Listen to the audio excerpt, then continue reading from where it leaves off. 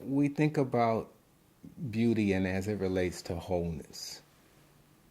In my mind, and it becomes one of these sort of universal language, and I look at beauty is whole. When you think of beauty as an expression, and as an expression of sort of that which is authentically you, that which is pure.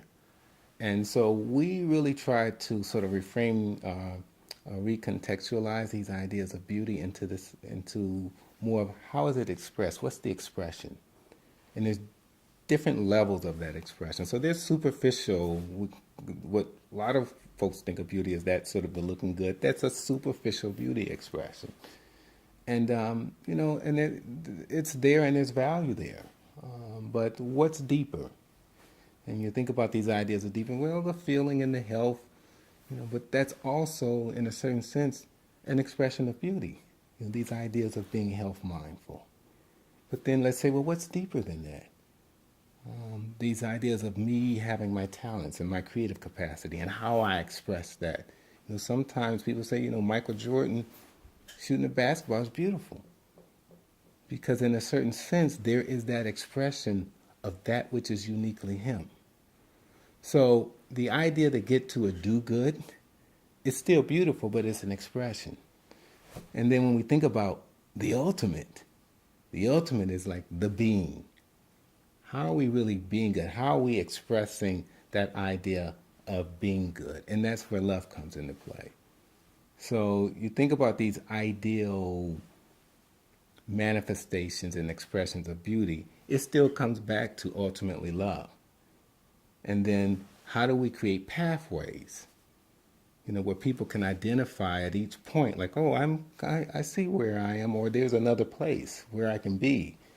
So, we got a lot of folks that are really interested in how they look. And it's a very sticky subject in, modern society. And, a large degree of what our goal here with these ideas of aesthetic modernism is really saying, let's break through this status quo of what beauty is supposed to be, or even what plastic surgery is supposed to be, and say, you know what? There's a new way to create sort of more of a healing type of plastic arts, where we recognize that there is power in beauty, but we set the highest intention when people walk through that door to say that at the end of the day, I want you to be able to understand what being good is and what expressing love is for you as an individual and how that relates to, humanity as a whole. So it's a good journey, and I think that we're all on that journey. Some of us don't always recognize it, and those that we do, those that do recognize it, say, hey, it's good to have some other people, on the pathway with me that can help guide me. Or when I feel like I'm falling off or astray, say, hey, come on back over here. No, don't do that. And, in concrete ways, I look at my patients, whether they're women with hair loss, whether they're men with hair loss, whether they're women, that have concerns about wrinkles and lines, whether there's someone that's concerned that their nose is not balanced. And true enough, at the end of the day, unless you've been in a car accident or some significant trauma, you're whole. But there is, those spaces for how do we adorn or how do we enhance our beauty or our sense of self, but do it in a manner that is health mindful, culturally aligned, and can be, a part of this bigger picture of you coming into a true sense of yourself. So, I do believe in adornment.